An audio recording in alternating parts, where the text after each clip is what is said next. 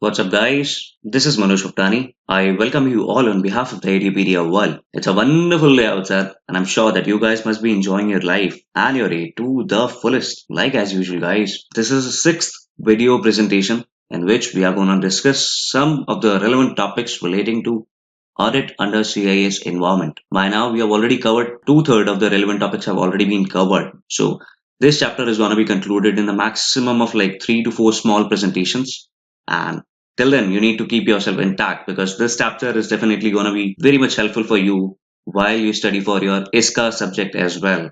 Because both the things, both the systems, both these two subjects are going to tell you something relating to audit, which is based out on systems. If you will be like having a good grasp and good understanding, if I'll talk about something related to audit under CIS environment, definitely it's going to help you up while you study for information systems control auditing in CA Final Group 2 level as well. Keep yourself aware with the fact I know this thing that most of the CA students basically they try to avoid, they try to resist some of the relevant knowledge which is based out on systems technology or information technology, I should say. But believe me, if you want to go ahead into this profession, you need to have a fair idea about what's going on in the market with respect to knowledge as far as your technology based awareness is involved. Keep your mind handy and keep yourself attentive what's going on in the entire world with respect to any of the things which is based out in SAP, Oracle, be it Texas, be it Yardi. There are n number of great softwares which are available in the market and establishments like huge ones, bigger ones, be it Big Four, be it any other organization, be it any industry, they are incorporating such changes. So all you need to do is you just need to keep yourself tracked with all these things. I should suggest you, apart from being involved thoroughly in your studies, you should get some good flair how to work onto SAP. SAP is one such software which is incredibly used across the world. It is one global software. And why? Because I am currently working with the industry as well. So I can really assure you one thing. If in case you are having good knowledge about SAP working, Oracle working, this is going to help you out with your resume as well. Your curriculum vitae is going to be very much strong if in case you'll be implementing these kind of changes in your resume. So that's going to work for you guys in that case as well. So that was an advice for you guys to keep yourself intact with the changes which are going on into the technology world. So now let's mark the beginning of this wonderful presentation with the first topic of the day. So fasten up your seatbelts. We're about to take off with the one on which I skipped my last topic. So that was a review of the checks and controls in our CIS environment. So briefly, I had already told you that we are going to discuss something relating to this thing. That is how review process is basically taken care of. So you as an auditor and management as the basic entity which are going to prepare the documents, you need to be aware of these 8 steps, how you should proceed, what should be your audit trail, and how you should move forward while you are auditing any of the CIS environment, and how you should gauge out for the checks and the controls, whether the controls which are being implemented in that system, are they perfectly working fine? Are they appropriate? Are they sufficient? These are the 8 steps which are going to help you up in understanding the complete CIS environment for any of the entity. Let's mark the beginning with the first one, that is organizational control. So guys, what do I mean by organizational control? First of all, let's understand that. We all are aware of this thing that the entities with which we people are currently working out in these days, it's a huge giants, conglomerates. We all can see that. Okay. If in order to ensure that there should be a particular control which should be effectively implemented in any of the organization, it is the first and the foremost thing which needs to be kept in mind that we have a particular organizational structure into it. If in case the organizational structure is missing, definitely control is going to get hampered. That's for sure. So for any of the organization, it's management. And for you as an auditor, it is the first and the foremost thing to understand as to how the organizational structure of that entity is being made up. So this particular CIS function, if I'll talk about in any of the organization, it needs to be so much organized that there should be some different kind of groups which should be formed to perform their different duties in a large CIS installation. Obviously, if in case I ask you guys that I need to implement SAP in my company, so There should be some of the personas who will be like doing some kind of particular task, and they should be specialized in doing that. There would be another person who is going to be taking care of the database. There would be another person who is going to be taking care of the system. There should be another person who is going to take care of the operations. There should be another person who is going to take care of the applications. So this way, it's going to be ensured that there are some of the typical functions that must be performed by the selected groups. These are the 7 major persons who are going to be included and involved in any of the organizational structure building up. If I'll talk about with respect to particularly just CIS function, number 1 is the data administrator. Data administrator is that person who's going to generate the data requirements of the users. By user, I mean that your company, your requirement should be placed up in front of them.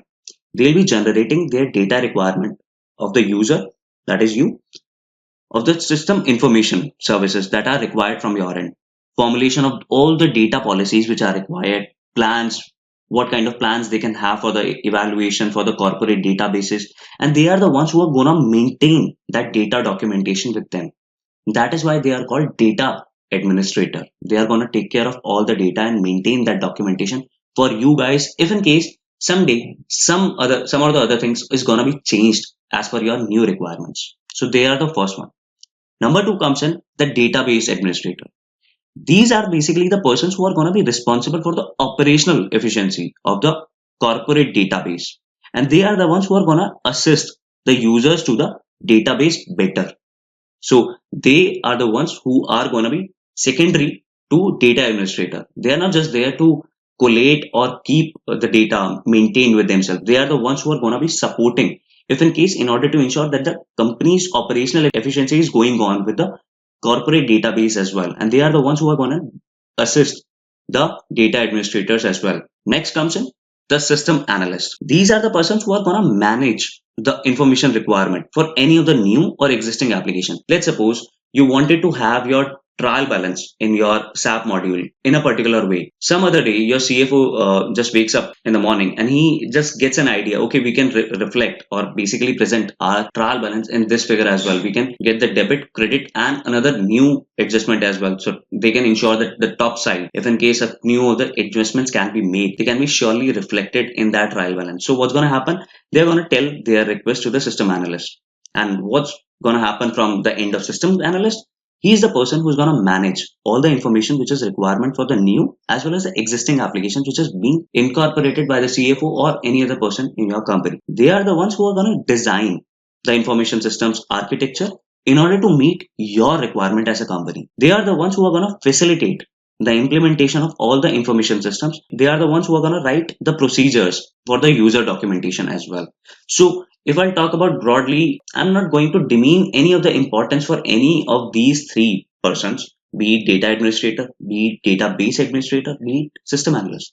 All of them are doing their respective jobs. But if I talk about the importance of the job for system analyst, that's way too high. Okay, the kind of scope with which they work is better than the data administrator and database administrator, because they are the ones who are going to analyze the complete system and provide you the inputs accordingly. Next comes system programmers. So system programmers are those persons who are going to maintain and enhance the operating system software, network software, library software, any other kind of utility software.